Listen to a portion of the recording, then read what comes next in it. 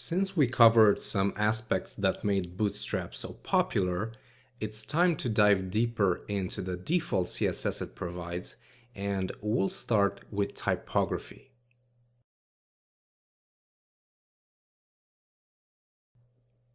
Since Bootstrap version 2.0, the normalized CSS file is being used. This is a reset file made by Nicholas Gallagher and Jonathan Neal, and you might be familiar with it since it also powers the HTML5 boilerplate. I wanted to mention this because most typographic styles are inherited from this reset file.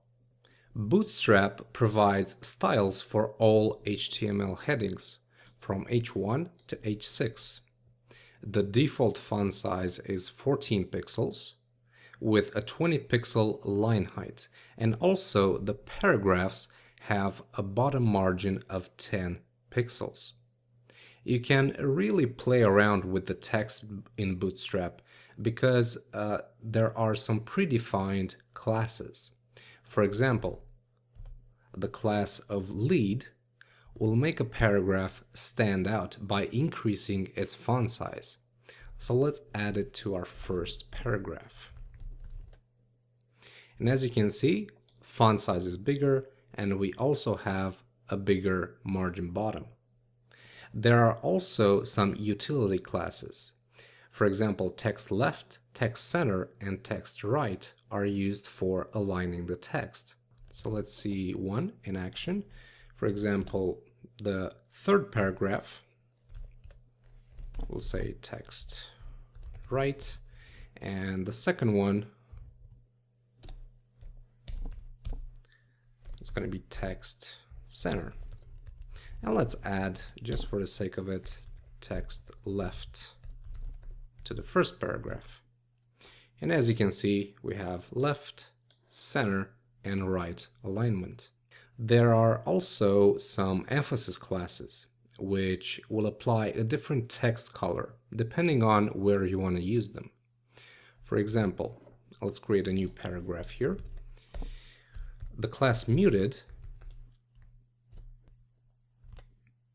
will create a text with a very light gray. It's much lighter than the default color for the paragraph. There are also options for text warning, text error, which is a red color, and then we have text info, which is blue, and finally text success, which is a green color. Bootstrap also provides styling for the traditional tags like small, strong, EM, and even ABBR, which stands for abbreviation. And you can read more about those on the official website at twitter.github.com and just look at the typography section. If you want to quote blocks of content in your page, use the block quote tags, and it's recommended that you use a paragraph tag inside the block quote. So let's see an example. I'm going to do a simple block quote which includes a paragraph. Okay, and this is the quote right here. Now sometimes you usually need the source or the author listed, and you can easily do that by combining the small and cite tags. So something like this. I'm going to say small, and this is usually John Doe from great source. And the thing about cite is that you can add a title. Okay, and here it is, John Doe from great source, and you hover and the title will show up.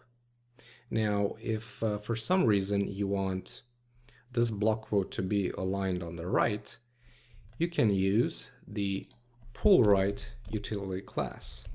So pull right. And the quote is now aligned to the right. All right, let's get rid of this and move on.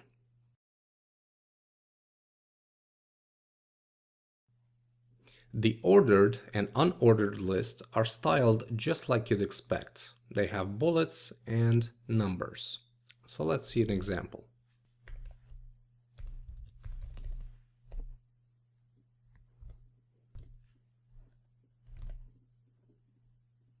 Okay, so this is an unordered list. Let's do the same for the ordered one. So bullets and numbers. And they both have left padding. And let's create a nested list. And this is how a nested list looks like. Now, if for some reason you don't want any styling on an unordered list, you can apply the class of unstyled. So let's go ahead and apply it here. Class unstyled. And there it is. The unstyled class removes the bullets only from the immediate children, so only from the level 1 elements, and it also removes the left padding. If for some reason you need the list items to be on the same line, you can use the inline class, and this is very common for navigation menus. So UL class, actually let's apply it right here, class inline. All right, so now the item 1 and item 2 are displayed on the same line. Another type of list is the definition list. It's mostly used for Q&A sections, for questions and answers. And there are two styles. One is the default, which will look something like this. So the markup for a definition list is pretty simple. DL, which contains a definition term plus a definition or a description. So DT plus DD. So this is the term and this is the description. Okay, so this is a default style for a definition list. The other class that we can apply is DL horizontal. Okay, and this will align the terms and descriptions side by side. As you can see, Bootstrap has pretty much everything covered in terms of typography.